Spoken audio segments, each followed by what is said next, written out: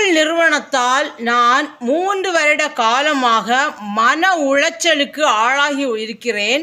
அதனால் கூகுள் நிறுவனம் எனக்கு 10 கோடி நஷ்ட ஈடு தர வேண்டும்.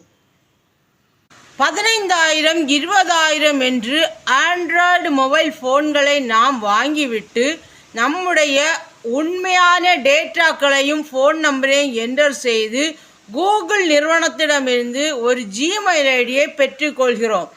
அந்த ஐடி மூலமாகவே நாம் ஒவ்வொரு ஆப்பிலும் போய் செயல்பாடுகளை காட்டுகிறோம், நம்மளுடைய செயலில் இறங்குகிறோம். பொதுவாக யூடியூப், இன்ஸ்டா, ஃபேஸ்புக் போன்ற நிறுவனங்கள் கூகுளை அடிப்படையாக இருப்பதால் நாம் நிறுவனங்களில் நாம் செல்லும் பொழுது கூகுளை நாம் நம்பித்தான் கூகுள் தரும் ஆப்ஸ்களை நாம் பயன்படுத்துகிறோம். அதில் சில தவறுகள் நடக்கிறதென்றால் கூகுள் நிறுவனமே முழு பொறுப்பாகும். கூகுளை நம்பித்தானே நாம் உண்மையான டேட்டாக்களை என்டர் செய்வதோடு பண பரிவர்த்தனைகளை செய்கிறோம்.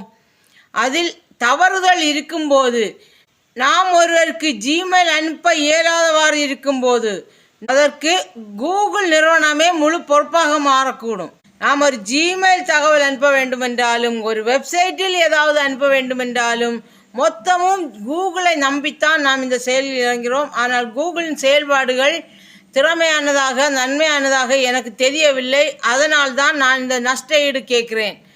நான் மக்களுக்கு பயன்பெறும் முறையில் ஃபேஷன் டிசைனிங், இந்த ட்ரெஸ் மேக்கிங், ட்ரெஸ் கிரியேட்டிவ் ஸ்டைலில் தான் இந்த சேனலை கொண்டு போக வேண்டும் என்று தொடங்கினேன். ஆனால் கூகுள் ஐடி சரியில்லாத காரணத்தால் நான் வேறு விதமாக சிந்திக்க வேண்டிய நிலைமைக்கு ஆளாகிவிட்டேன். மேக்சிமம் உங்களுக்கு புரியும்படியாக இந்த சைபர் குற்றவாளிகளை பற்றி தெரிவித்திருக்கிறேன். கூகுள் பாதுகாப்பானதாக நமக்கு இல்லை.